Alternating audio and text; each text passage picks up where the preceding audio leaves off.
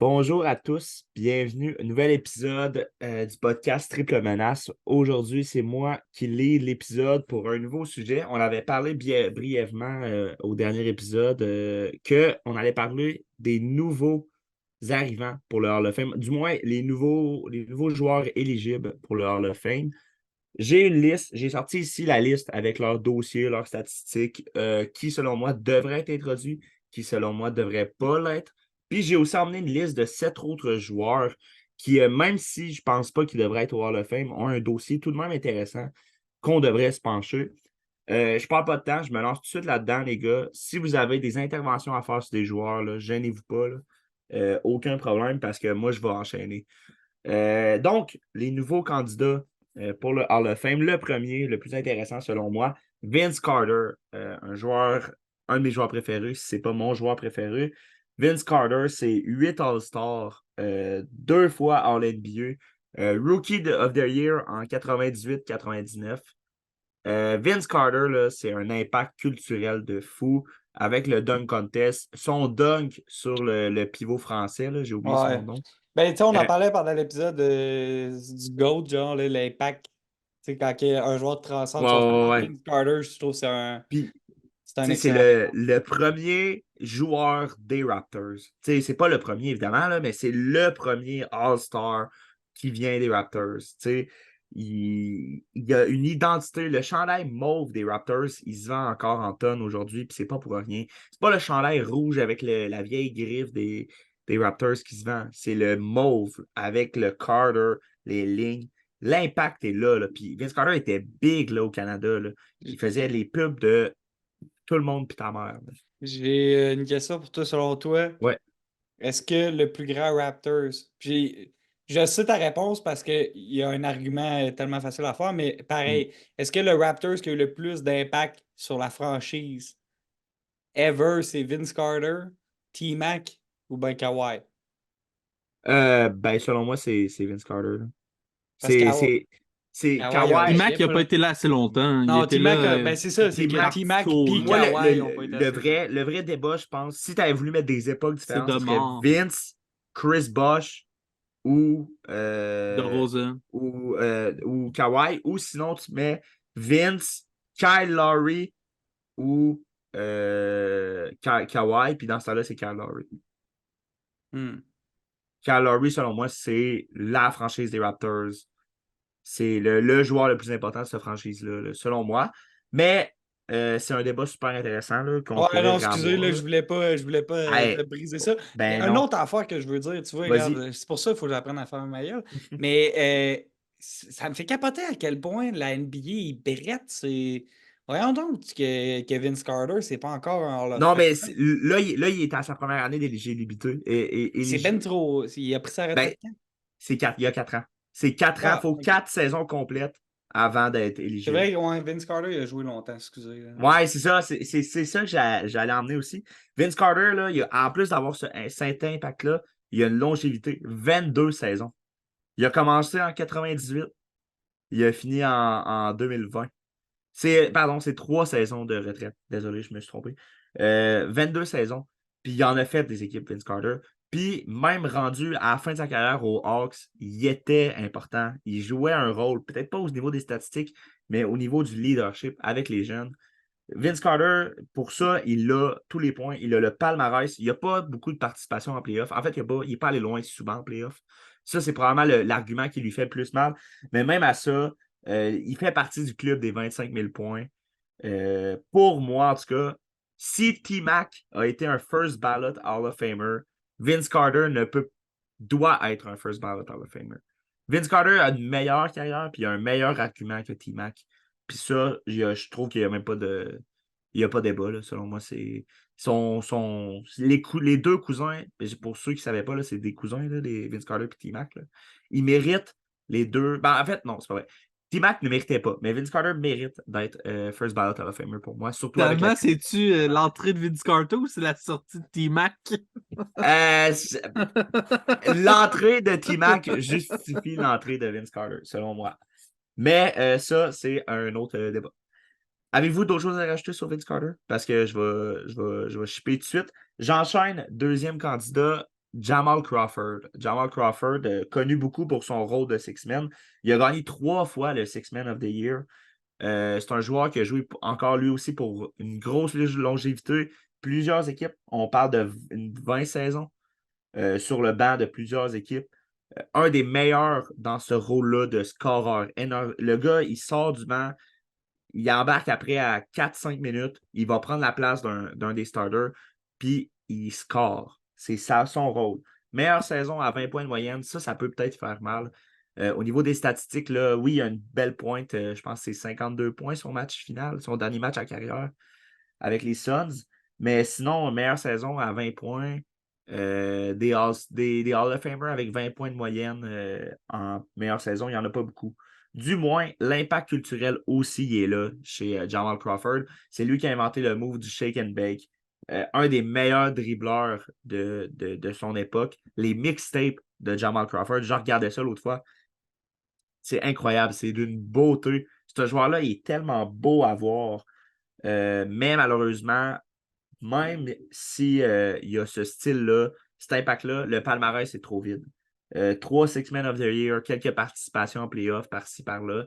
Mais pour moi, c'est trop vide. Il va avoir des votes, puis il les mérite, ces votes. Mais il n'y aura pas assez de votes, selon moi, pour être Hall of Famer. Là. Je ne le vois pas. Je serais très surpris. Je serais content pour lui. C'est un joueur que j'adore. Mais selon moi, c'est trop short. J'enchaîne ensuite. Enchaîne. J'enchaîne avec Joakim Noah. Joakim Noah qui devient éligible lui aussi cette année. Encore là, un palmarès un petit peu plus rempli que Jamal Crawford. Là. 2 All-Stars, un All-NBA, 3 All-Defensive, puis un Defensive Player of the Year. En fouillant, les gars, en ces stats, là, je vais faire un petit quiz. C'est quoi, vous pensez, le record de bloc de Joakim Noah en une partie? Je pense qu'il a fait en tout cas, une performance innocente. Là. Je dirais genre un 7-8, mettons. Non, plus que ça. Moi, je serais à Combien? 11. 11? Toi, Max? Ouais, je vais renchérir, je vais dire 13. C'est 11. Ben là, c'est moins impressionnant là, quand il y en a un qui met plus haut. Là. Mais pareil, 11 blocs, Ah, c'est c'est fou, c'est énorme. terrible. C'est énorme. J'en ai encore un meilleur. Combien de triple-doubles Joachim Noah a? Avec points ou sans points? Non, des triple-doubles avec points. Là. Point Honnêtement, je rebond, sais pas. puis un autre stat. Je sais pas. Juste le fait de penser qu'il y a des triple-doubles, ça m'a surpris. Il y en a Une 7. 50. Non, ben non, une cinquantaine, t'es-tu malade, là? Il y en a 7, dont 4 avec des passes. 4 avec des passes. Joachim Noah, le passeur, là.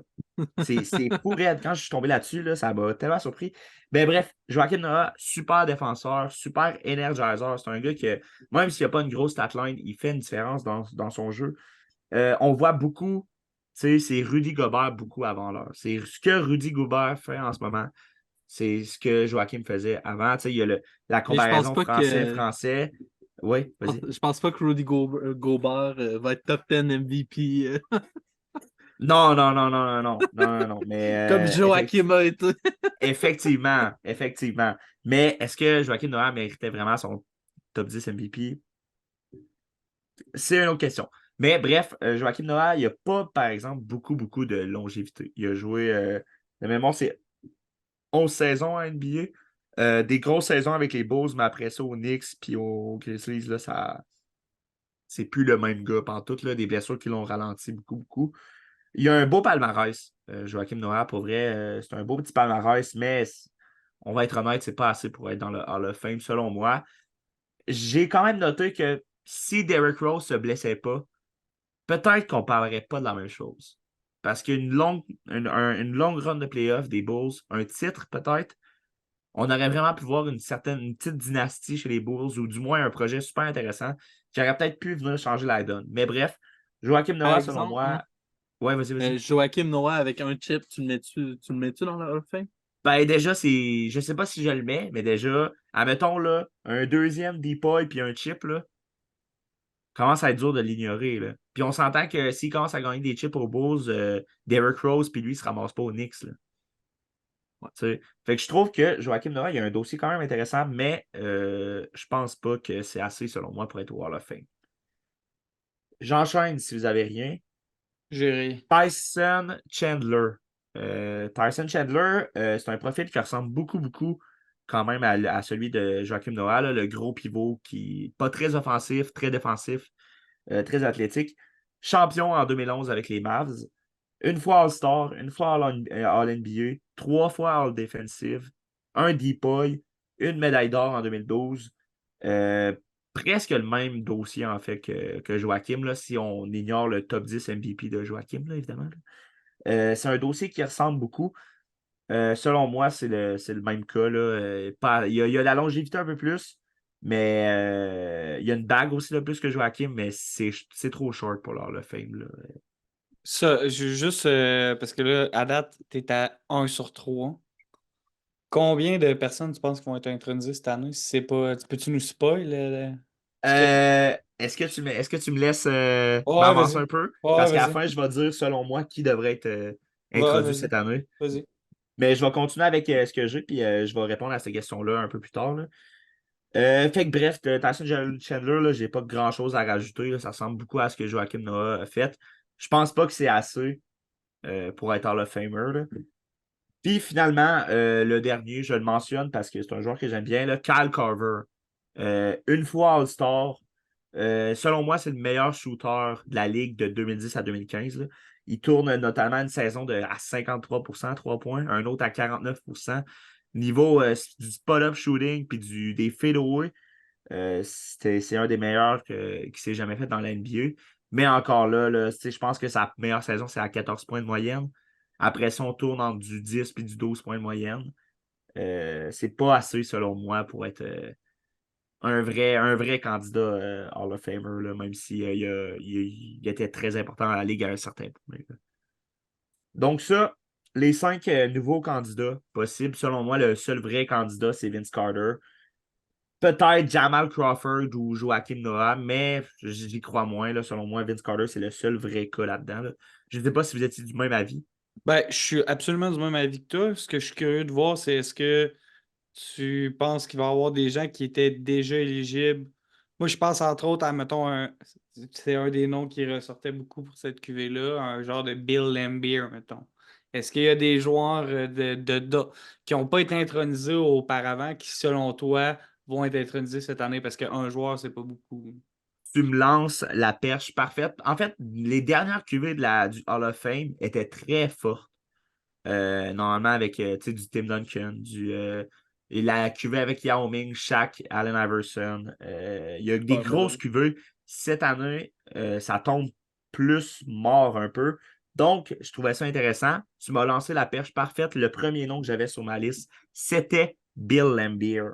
2 fois champion NBA, 4 fois All-Star. Mais c'est pas un joueur que tu peux aller fouiller dans les stats et voir l'impact qu'il y avait.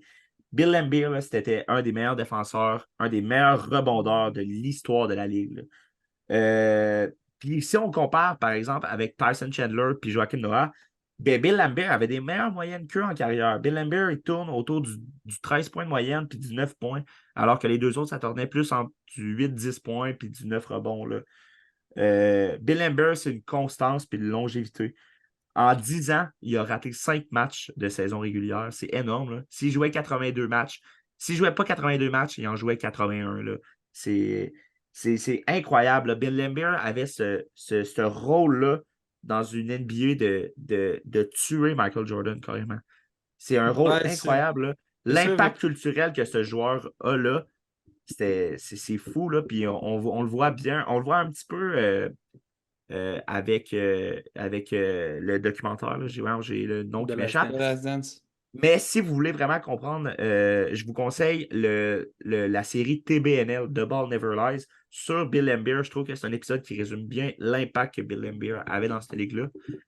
Mais mon avis, selon moi, il devrait y être, mais à cause de le fait qu'il était mal aimé par la ligue. Ça, on ne se le cachera pas. Puis il est mal aimé par plusieurs de ses pairs. Dans la NBA, on a une mauvaise image, beaucoup de Moi, Bill Laimbeer dans cette ligue-là. je l'ai dit dans l'épisode précédent, je gère le compte Instagram du podcast. Puis des fois, ça vient avec il y a des insiders qui nous écrivent. Les journalistes, c'est ça, on a le droit d'avoir des des petites passes droites, on se fait donner des infos à gauche, à droite. Et j'ai reçu un message d'Adam Silver, puis il m'a dit on voudrait introniser Bill Laimbeer, mais c'est parce que si on l'intronise, ça prend une deuxième place pour Zaza Pachulia. Fait qu'on s'est dit on a une place Qui, pour un. qui est éligible en passant à Zaza Pachulia maintenant? Ben, c'est ça, fait que profiter, tu vois, les deux vont vouloir rentrer. C'est à peu près le même style de jeu, mais avec des stats en moins. Sauf qu'il y en a un qui est un vrai joueur, puis l'autre qui était un lutteur gréco-romain. Il était All-Star. Ouais, C'est un ouais, All-Star player. te le donne. Mais bon, selon moi, son cas, si c'était que moi, il devrait être au Hall of Fame. J'espère qu'il va l'être. Je croise les doigts, mais je Moi, pense pas que la je Ligue suis va laisser passer ça. biaisé, puis c'est ça. Moi, je l'aime pas, Bill Laimbeer, je le Hmm. déteste. Fait que c'est sûr que tant qu'à moi, il n'y a pas sa place là, mais je comprends absolument ce que tu veux dire. Effectivement, c'est pas le genre de gars que tu regardes ses stats, c'est le genre de gars que tu regardes ses matchs, tu regardes ses highlights, puis là, tu comprends l'impact qu'il y avait. C'est un peu un genre de Draymond Green, là. Tu sais, je faisais une comparaison avec Zaza Pachulia, mais c'était le mauvais Warriors. C'est Draymond Green avant Draymond Green. Ouais, puis Bill Laimbeer, les gens ils pensent que c'est juste un éboueur qui ramasse des rebonds. Là. Bill Laimbeer, là, dans ses dernières saisons, il tournait à 36% à 3 points. Là. Bill Laimbeer, il a pris 158 3 points dans la saison 92-93 de mémoire. C'était pas. Quand tu prends 158 3 points, là, c'est pas des shots off-court. Là. Puis C'est des vrais 3 158, points. 158 à cette époque-là, en plus, c'est. À cette époque-là, puis il en a rentré une cinquantaine, là, qui est excellent pour un joueur de sa taille. Selon moi, Bill Laimbeer a un excellent cas, puis il devrait l'être. Ouais, je suis Si vous. d'accord. En tout cas, je suis d'accord qu'il devrait l'être. Je veux pas qu'il le soit. C'est ça que je voulais dire. Ouais, je comprends aussi ce côté-là. Là. Deuxième candidat, Chauncey Billups. Actuellement, coach, on verra si ça va durer, mais coach des Trailblazers. Une fois champion NBA, une fois MVP des finales. Ça compte beaucoup selon moi. 5 fois All-Star, 3 fois All-NBA, 2 fois All-Defensive. C'était le meneur, j'en parlais dans le dernier épisode, c'était le meilleur gestionnaire de, selon moi, la meilleure équipe à l'Est des années 2000. C'était une équipe qui était distribuée, qui était décentralisée. Tout le monde scorait ça à 15, 20 points. Je vais parler, je ne lancerai pas nom parce qu'il y a un autre nom qui va revenir de cette équipe-là. Mais c'était une équipe tellement forte, dominante, défensive. Puis c'était Chauncey Billups, ce chef-là. C'était pas Ben Wallace. Ben Wallace, oui, était peut-être le chef de la défense. Mais le vrai coordonnateur de cette équipe-là, c'était Chauncey Billups. Une moyenne en carrière de 15 buts, 15 buts, voyons, 15 points, parce que le Canadien vient de scorer en même temps. C'est pour ça que ça va mêler. Puis, Là. ouais, puis là, t'étais là, je nommerai pas de nom, je nommerai pas de nom. Une Ouais. équipe de hockey médiocre qui score un but, puis là, Ben Wallace. Bon. 15 points, 5 assists, 1 steal. Excuse-moi. Euh, J'imaginais juste faire une passe, un assist avec un bâton de hockey. En tout cas, excusez. Mais, il a tourné autour du 18-20 points dans sa carrière, dans ses meilleures saisons en carrière, entre du 7 à 8 assists, un steal pratiquement à chaque saison. Chauncey Billups, selon moi, devrait être dans le Hall of Fame. Si Tracy McGrady est dans le Hall of Fame, Chauncey Billups devrait être dans le Hall of Fame. Le dude, il hate T-Mac, là. Prochain joueur, Amari Stoudemire. Amari Stoudemire, c'est 6 fois All-Star, 5 fois All-NBA, Rookie of the Year en 2002-2003, une pointe à 26 points par match, 26 points par match dans la saison 2004-2005, une moyenne en carrière de 18 points, 7,8 rebonds, 1 à 2 blocs, 1,2 blocs par match. C'est un joueur qui a eu 2 saisons de candidat MVP. C'est un joueur important des années 2000, des gros highlights, des stats, des dunks, le pick and roll avec Steve Nash. Pour vrai, Amari Stoudemire, la seule chose qui manque, c'est un vrai parcours en playoff. Un titre, une finale NBA. C'est ça qui lui manque. Parce qu'il y a les stats. Si tu regardes les stats, c'est des excellentes stats. Il a Il n'y a été pas All-Star juste ça, souvent. selon moi, aussi, pour Amari Stoudemire. Il y a aussi la longévité, malheureusement. C'est sûr que. C'est sûr, mais tu sais, si tu regardes ça, il a quand même commencé à jouer en 2002, puis il a arrêté en. Tu sais, sa dernière grosse saison, c'était en 2014. Fait que ça Surtout fait qu'il un est arrivé au 12 Knicks, ans. il a vraiment chuté de niveau. Ben, pas vraiment, parce que sa première saison au Knicks, il est candidat MVP. Là, il tourne à 26 points encore de moyenne. Là. 25,9. Là. Fait que tu sais, c'est pas complètement faux ce que tu dis, mais il y a quand même une certaine longévité. Puis c'est vrai que ça joue contre lui, là, cette constance-là dans les stats. Mais je pense que ce qui joue le plus contre lui, c'est. On s'entend que si les Suns ils battent les Spurs les 2 années consécutives puis qu'ils passent en finale de conférence, qu'ils passent en finale NBA, selon moi, c'est très différent. Là. Si Amir Stoudemire ramasse 2 chips là-dedans, là, selon moi, il est All-Star. Mais Il est je first pense. ballot. En tout cas, je pense qu'il y a un 2 bon chips cas. Si tu regardes. contre les Spurs stack, là. C'est pas facile. Ouais, c'est ça, c'est ça. Puis si les Suns ça affrontaient pas ces Spurs-là, ça aurait été un autre game, là. T'sais, on s'entend que les Suns, ils les plantent en salle, là, les Cavs de LeBron avec Matt Hughes, puis Zig Goskas. Là. Mais bon, je trouve qu'Amari Stoudemire, il sortait du lot par ses performances statistiques.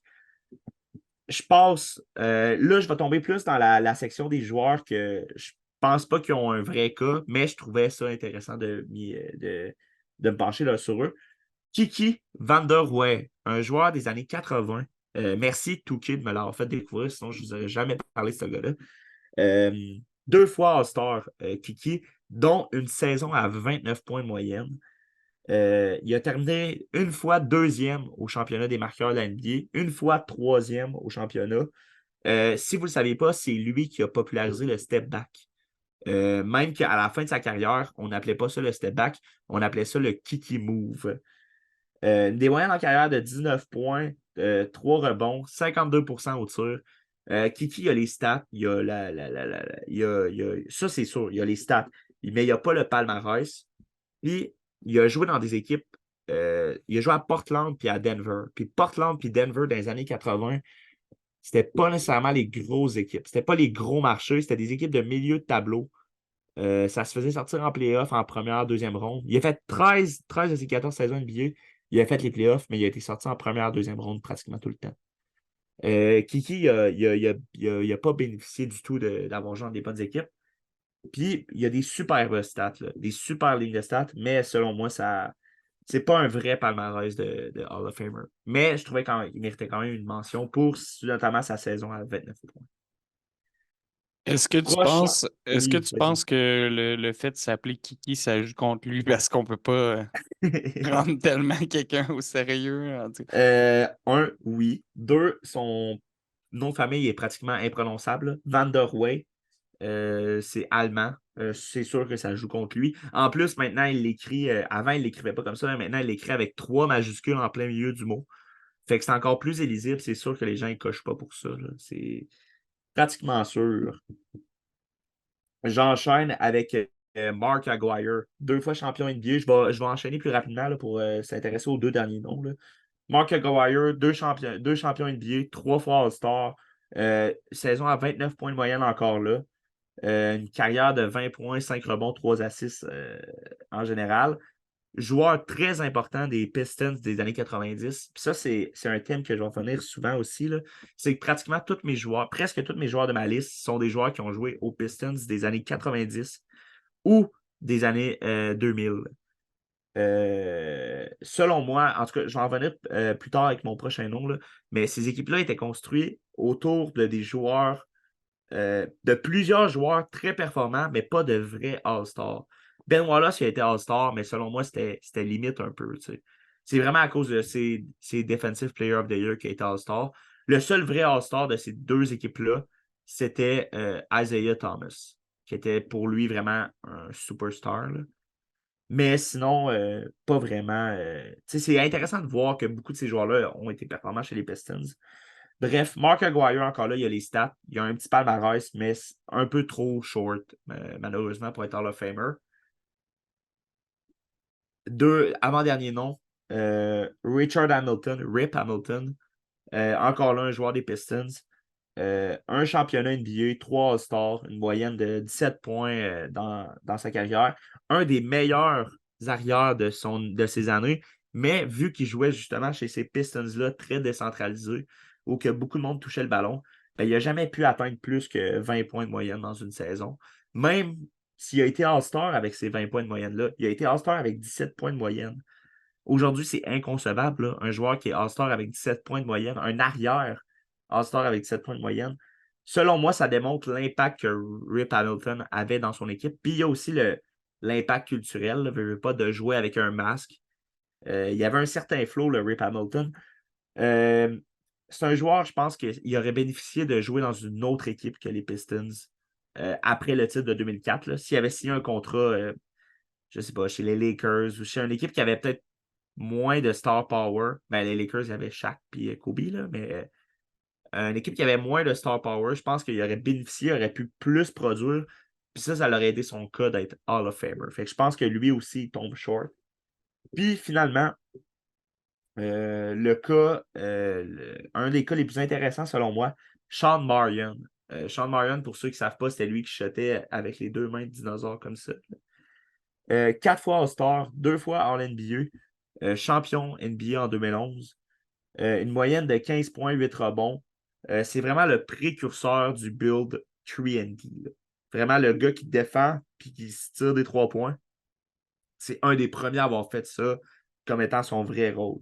Mais Sean Marion, ça a tout le temps été ça a été tout le temps une 3e option offensive, rarement une 2e.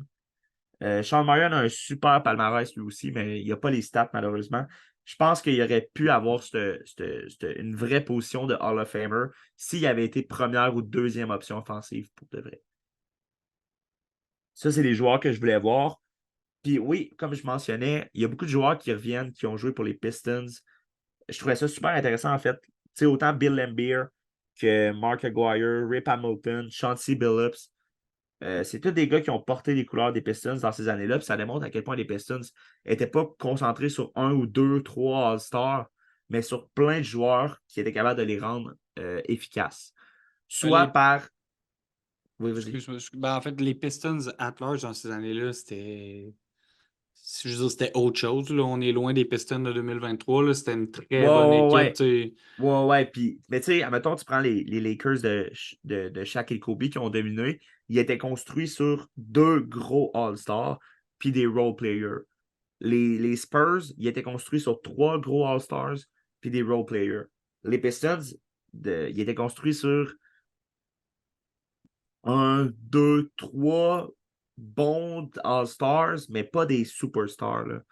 C'est pas des joueurs élite de la NBA. Ouais, Peut-être Danny Wallace au niveau défensif, là, mais il était très dispersé. Puis même chose pour les Pistons des années 90. Il était concentré autour de Isaiah Thomas. Oui, il était une superstar, mais sinon autour, c'était des bons joueurs. Là. Peut-être que Joe Dumars, il a bénéficié d'un palmarès pour entrer Hall of Famer, mais Joe Dumars, c'était peut-être pas autant une superstar qu'on le laisse entendre, là, selon moi. Ces équipes-là étaient bâties, puis je trouvais ça intéressant. Là. Ces équipes-là étaient bâties sur plein de joueurs qui étaient proches du niveau de All-Star, mais qui ne l'étaient pas totalement. Je voulais finir en choisissant. Vous ferez aussi vous me direz aussi votre opinion. Là. Selon moi, avec ce que j'ai apporté, je pense que la prochaine Hall of Fame ballot devrait être composée de Vince Carter, Bill Laimbeer, Chauncey Billups, puis possiblement Amaris Stoudemire, dépendamment. Là, mais je pense, selon moi, Chauncey Billups, Bill Laimbeer, Vince Carter n'ont pas le choix d'être là dans ce prochain ballot-là. C'est des incontournables. Bill Laimbeer commande. Là. Ça fait combien de temps qu'il est éligible et qu'on l'ignore? Là, c'est le temps de le rentrer. Là. J'enlèverais Amari Stoudemire. Puis C'est pour je suis ça que d'accord avec toi. je l'ai Ben, mis en dernier. Je Là. pense que c'est lui l'hésitation. Ouais, ben c'est l'hésitation. J'ai fouillé pour vrai, j'ai checké la liste de tous les joueurs qui étaient disponibles. Il y en avait certains que je n'ai pas parlé, qui ont des cas intéressants, là, mais ces 7 joueurs-là, pour moi, étaient des joueurs très intéressants. Puis Bill Laimbeer, Chauncey Billups, là, pour vrai, si cette année, ils ne sont pas éligibles, je vais me fâcher. Là, pour vrai. S'ils ne sont pas élus, tu veux dire? Ils ne sont pas élus, Intronisés, pardonnez-moi, intronisés. S'ils ne sont pas intronisés, pour vrai, c'est une blague. Là. Ces gars-là ont démontré. Ils méritent. Ils vont mettre Zaza puis ils vont mettre Anderson Varejao. Selon moi, là, Bill Laimbeer méritait plus sa place que T-Mac. Puis tu sais, T-Mac, il est bon. Je n'enlève pas ça. Là. Ah, mais là, tu tapes sur le clou, par exemple. Non, mais T-Mac, ben, en fait, c'est pas vrai. T-Mac, il mérite sa place. Mais first ballot, là. Ben, il faudrait voir c'est qui les autres à ce moment-là. Ouais, il faudrait regarder qui était available Tu sais, dans si le c'est une temps, là. classe week comme là, puis il a rentré first ballot à cause de ça. En tout cas, ça pourrait être un autre épisode, là. Le Pourquoi hate Patrice de McGrady est first Félix contre ballot, là. T-Mac. Mais j'en parle souvent, là. Mais moi, ça m'a vraiment étonné. C'est pour ça que je dis si Vince Carter est first ballot. Ah, mais Vince Carter, Parce que ça joue c'est sur logique, là. être first ballot Hall of Famer. Ça veut dire que tous les autres gars qui attendent de rentrer au Hall of Fame sont ignorés pour toi, qui est à ta première année, je sais pas. Il y a une certaine hiérarchie aussi dans les Hall of Famers sur ceux qui ça fait longtemps qu'ils sont là et qui attendent. Je Tu sais te pas. rappelles-tu quelle année, T-Mac? Je suis en train de regarder. C'est 2017, je pense.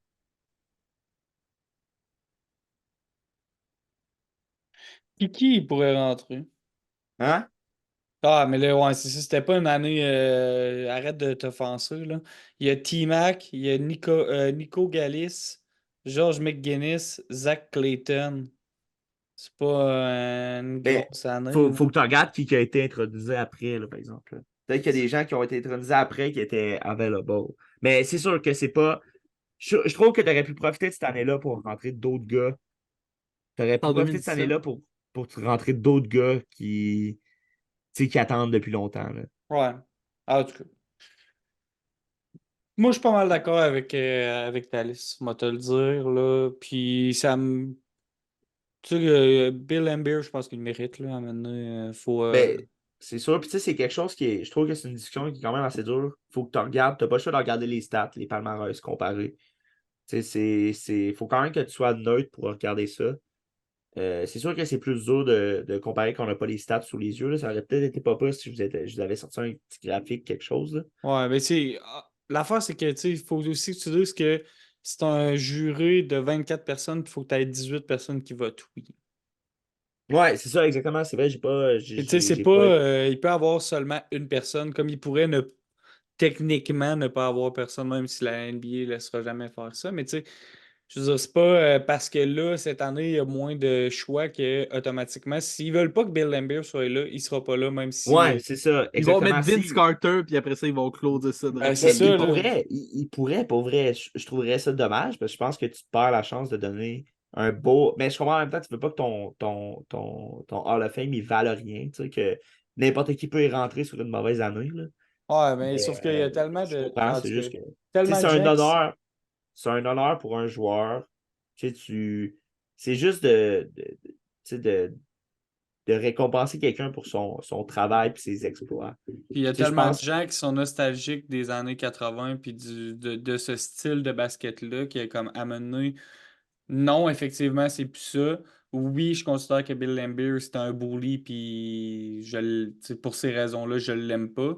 Mais ça reste que, genre, vous arrêtez pas de dire, ah, la NBA, c'était pas comme avant, c'était pas comme avant. Ben, lui, il incarne cette époque-là dont vous êtes tellement nostalgique. Fait que rentrez le don, puis qu'on arrête d'en parler, là. Aussi, ça serait plate d'être rendu à l'introniser quand il n'est plus des nôtres. Tu sais. Ce serait cool d'introniser les gens quand ils sont vivants. Tu sais. Puis je ramenais ça, mettons, à Kobe Bryant. C'est plate parce qu'on n'a jamais pu l'introniser pendant qu'il était vivant. Mais maudit que ça aurait été un beau moment. Là. Tu sais, c'est pas le genre de choses que tu veux faire quand les gens sont morts. Tu veux faire ça. Tu sais, les speeches Hall of Fame, il y en a tellement des beaux speeches Hall of Fame, des beaux moments. Tu sais, c'est dommage, c'est plate pour tout le monde. Là. Il n'y a pas personne qui est gagnant à ignorer quelqu'un du Hall of Fame. Là. On close ça de même? Selon moi, ça fait le tour. Je ne sais pas si vous avez quelque chose à rajouter. Là.